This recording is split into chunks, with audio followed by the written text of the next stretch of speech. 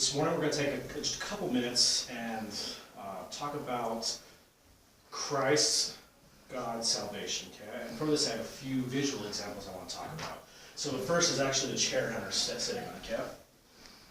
Okay, Hunter, can you come real quick?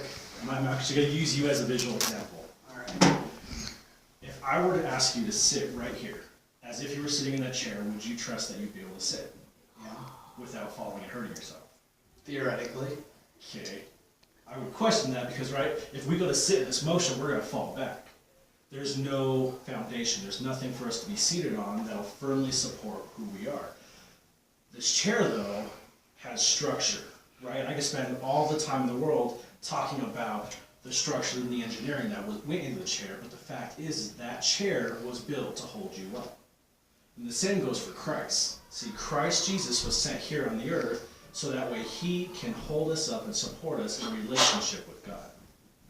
Okay, and I look at another object in a coffee pot.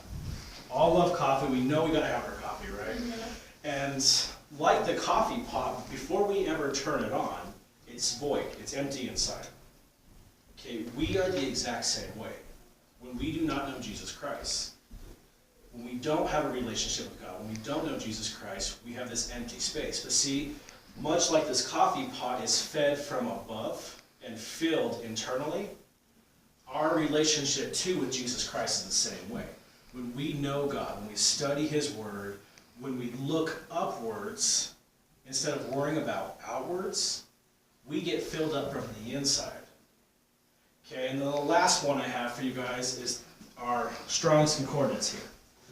Okay, every time I see a dictionary, a concordance, some huge book, right, that we have in front of us to read, it reminds me of the prophet Isaiah, right? And it's an example of our record book of sin. Okay, surely my sin needs a much larger book than this, and we're all pretty much in that, right? And the prophet Isaiah says we all, like sheep, have gone astray, each turning to our own way. What he's saying is we have all turned to our own sins. And so if this is the beginning of my life and this is the end of my life, this book represents everything that I've done to wrong God. Everything I've done to taint my relationship with God. Now see, the Bible tells us God is love. But that same Bible says He is a just God and must punish sin. And so what we have is if this is us, okay, and this is our sin, we carry that sin when we go astray, each turning to our own way. Right? So God sees sin. He doesn't see Michael, He doesn't see Katie, He doesn't see Hunter. He sees sin. It's Michael's sin, Katie's sin, Hunter's sin. And He has to punish that sin. Okay?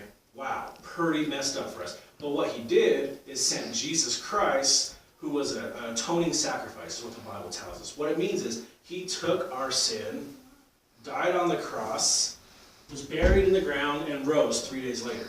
Now, if you look, we have God in heaven, and we have Michael, right? Michael. There's no more sin right there. So we can now have a relationship with God.